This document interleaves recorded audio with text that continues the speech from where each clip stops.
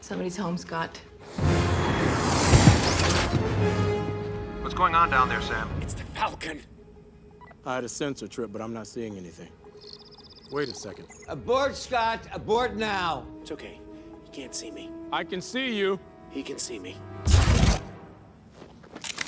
Hi. I'm Scott. Did he just say, hi, I'm Scott? What are you doing here? First off, I'm a big fan. Appreciate it. So who the hell are you? I'm Ant-Man. Ant-Man. What, you haven't heard of me? No, you wouldn't have heard of me. You want to tell me what you want? I was hoping I could grab a piece of technology. Just for a few days, I'm gonna return it. I need it to save the world. You know how that is. I know exactly how that is. Located the breach, bringing him in. Sorry about this.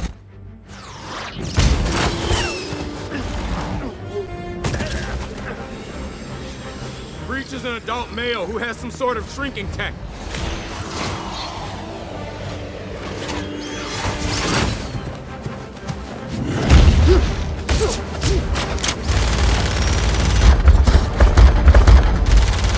Sorry. Look, I'm sorry about this. Sorry. That's enough!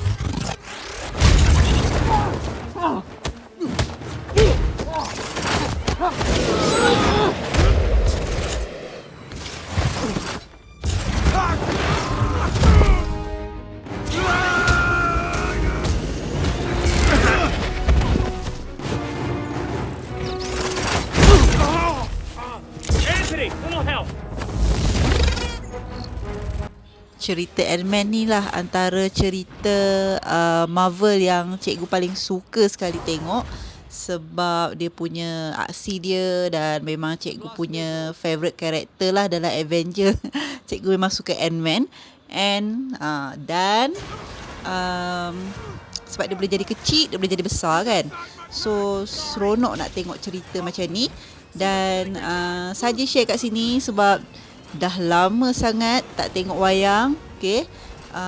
Tak tengok cerita yang best-best dekat panggung wayang kan sebab COVID ni, okey. Dan awak tengok Ant-Man ni dia boleh besarkan badan dia, suit yang dia pakai tu boleh besar, boleh jadi kecil, okey, pada masa-masa yang dia nak, okey.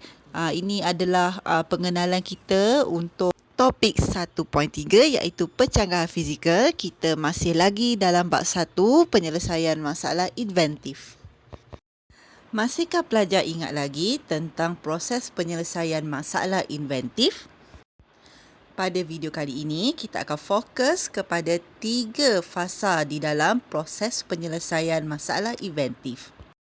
Di mana setelah pelajar mengikuti video ini, pelajar boleh mengenal pasti dan menganalisis pencanggahan fizikal, mencadangkan pemilihan prinsip inventif, menjustifikasikan cadangan perubahan reka bentuk berdasarkan pemilihan prinsip inventif dan akhir sekali menghasilkan lakaran produk berfokuskan bahagian yang mempunyai masalah inventif.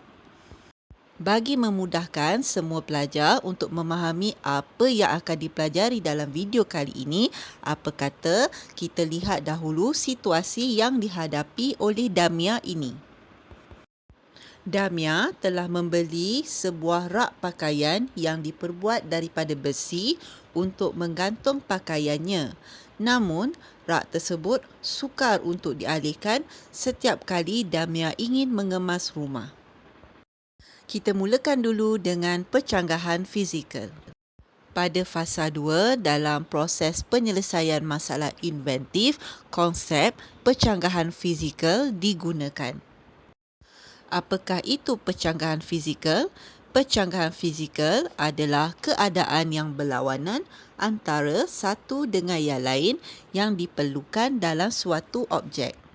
Pada peringkat fasa 2 ini, kita hendaklah mengenal pasti pencanggahan fizikal yang diperlukan pada produk ataupun objek. Contohnya seperti fizikal yang besar berlawanan dengan fizikal yang kecil. Lihat jadual parameter pencanggahan fizikal di bawah. Terdapat 3 iaitu saiz, beban dan juga ketinggian. Tetapi terdapat pelbagai lagi jenis parameter pecanggah fizikal yang terdapat di luar selain daripada yang ditunjukkan ini. Mari kita lihat situasi yang dihadapi oleh Damia itu tadi, di mana dia menghadapi masalah tentang rak pakaiannya. Dapatkah anda fikirkan apakah parameter pecanggah fizikal yang diperlukan pada rak pakaian tersebut? Berdasarkan situasi yang dihadapi oleh Damia itu tadi, dapatlah kita rumuskan bahawa pencanggahan fizikal yang diperlukan pada rak pakaian itu ialah dari sudut beban, iaitu berat lawan ringan. Ini adalah kerana beban rak pakaian itu perlu berat supaya dapat menampung pakaian dan perlu ringan supaya mudah dialihkan apabila Damia hendak mengemas biliknya. Jadi, pada fasa 2 memodelkan masalah, pencanggahan fizikal bagi rak pakaian ialah berat melawan ringan. Kita teruskan dengan fasa ketiga iaitu kaedah penyelesaian.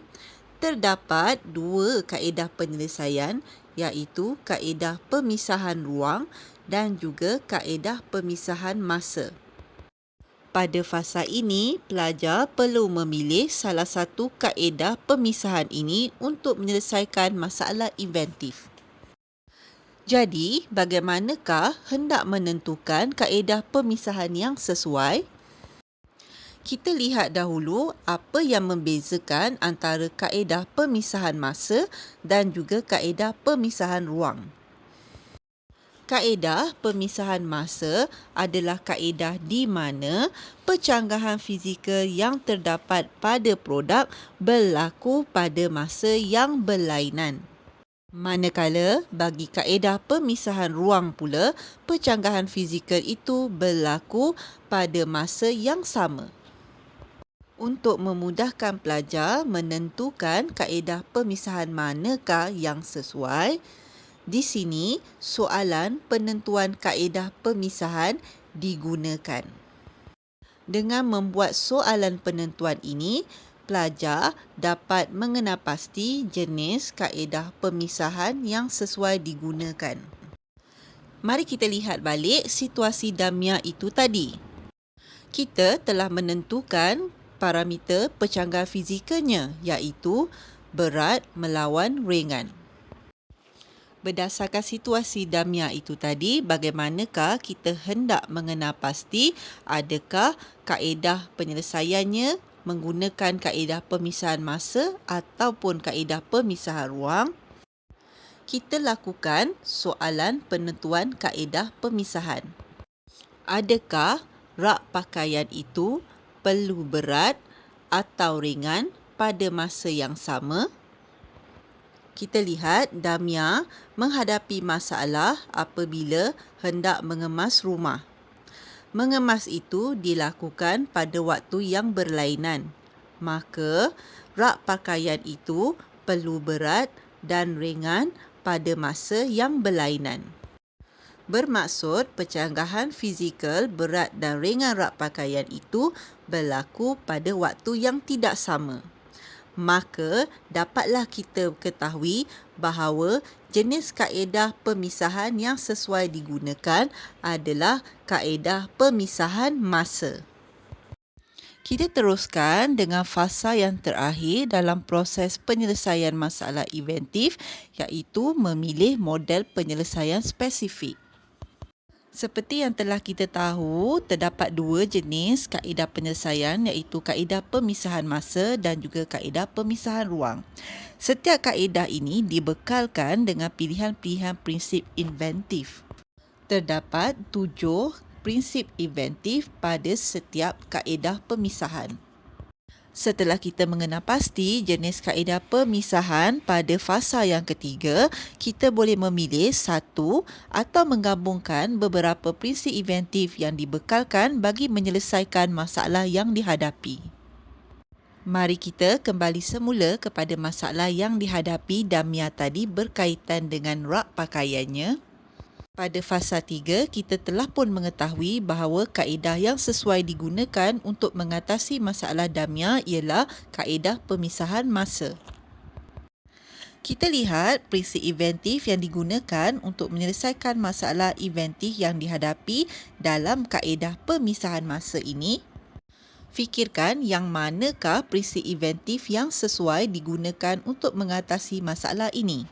Berdasarkan kaedah pemisahan masa yang telah dipilih tadi, prinsip inventif kedinamikan dalam kaedah pemisahan masa boleh digunakan dengan mencadangkan pemasangan roda pada hujung kaki rak pakaian agar rak pakaian itu mudah untuk dialihkan apabila damia ingin mengemas biliknya.